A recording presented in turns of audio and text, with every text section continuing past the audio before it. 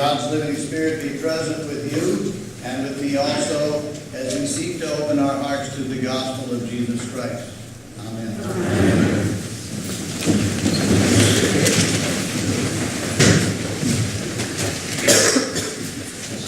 Well, I know a lot of you were at the big celebration last night. If you weren't able to be there, I'm glad you're here this morning. It was a wonderful, fun, heartbreaking time. But I know as we went through the various parts of the agenda last night, I could console myself by thinking, well, at least there's tomorrow. This is we're observing a closure and so on. But I could think, well, at least there's tomorrow, Sunday morning, and I'll have my Sunday morning St. Stephen's routine that I've observed, except for some vacations and 2 sabbaticals over the last 20 years. I get up early. I come over here. We have the 8 o'clock service, and then we do this. I don't have that anymore. There isn't going to be that comforting routine anymore, and believe me, I feel it. But now I have something else. I'm going to Holy Island. If you weren't there last night, you may not know that St. Stephen's gave Nancy and I the opportunity to travel to Britain again, as you did before, making it possible for us to attend Caitlin and Michael's wedding. And ever since I was there, I had some unfinished business. I wanted to go to Holy Island. There's a couple of other sacred sites in Britain that I very much wanted to see, and I wanted to revisit some of the places that I went there last time. So thank you. When I get there, you will be prayed for. Another gift that I received last night was this talking stick. This is another example of Dave Stein's ingenuity and craft. It's carved with all kinds of symbols that are, you can tell why he thought this would be something appropriate to me. I remember you were talking about these before, Dave. I think you can use it in group situations to sort of pass it around. And if somebody has something they're going to say, they can hold the talking stick. And I have an idea I'll be able to put this to good use. Someone else pointed out is if the dialogue and the solemn togetherness doesn't work, you can always whack it. Actually, what I'm going to do is pass this around and just keep it going around. There's enough of you here, so you should be able to pass it around all the way.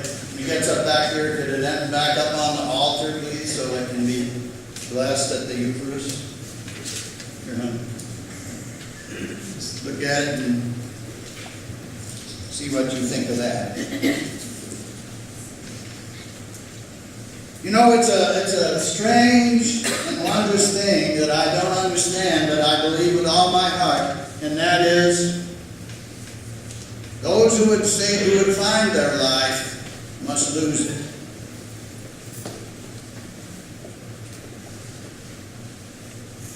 In the past 20 years, we haven't been, we're pretty ordinary folks around here. We don't go looking for big chances for heroic acts of faith. Well, maybe Joy does.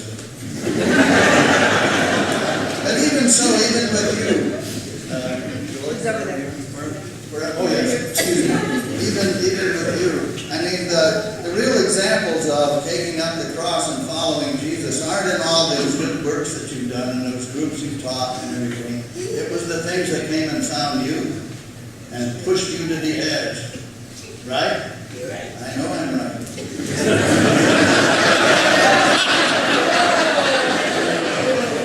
When Joy agrees with me, I know I'm right. It happens all the time.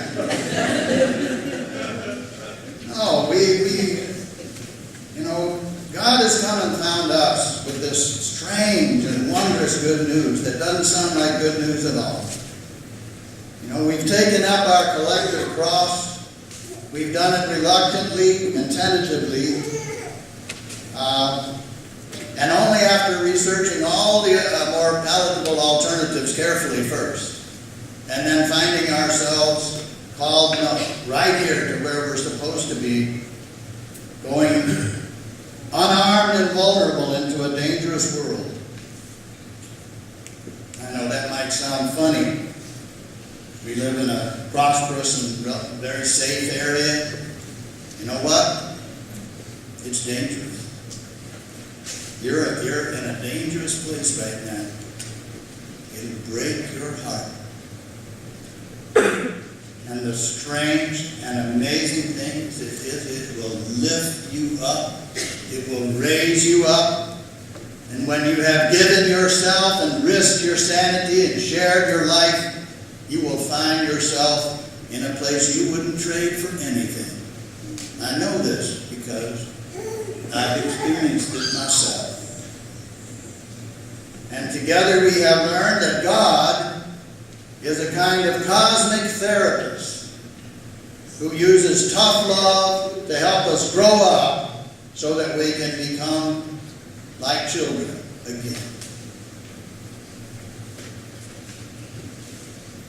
Now, I can say this for myself, that in the past 20 years with you, I have had my heart broken, my world shattered, my mind blown, my ego humbled, and my faith broken down and reassembled innumerable times. And together we have seen tragic deaths, heroic acts, nerve-wracking close calls, incredibly generous gifts. And we have shared in many ecstatic celebrations. On one Sunday that I know a lot of you will remember, we had a baptism at the beginning of the service, and we buried someone at the end on a regular Sunday morning. As a matter of fact, Joy, that was the Sunday with the Jordan River sermon. Funny you should have mentioned it. On that one Sunday, all of Christianity and the whole story of the gospel was recapitulated right there in front of our eyes. Death and resurrection, Good Friday and Easter. Those who would save their lives must be prepared to lose them and give them and risk them and share them. William Faulkner wrote a novel called The Sound and the Fury. Caitlin, I know you had to read it in high school and it was hard going. But it doesn't keep it from being a great story. It's just not a good thing for teachers to assign. About a really dysfunctional aristocratic family, and the only character in the story who has it together is the family cook and nanny named Dilsey. And at the end of the novel, Dilsey goes to an Easter service at her church. And through her eyes, the reader can gain access to a transcendent vision, and it's the only place you'll find it in that story. And here's how William Faulkner put it. He said, Dilsey sat, bolt upright, crying rigidly and quietly in the annealment and blood of the remembered land. I've seen the first and the last. I see the beginning, and now I sees the ending.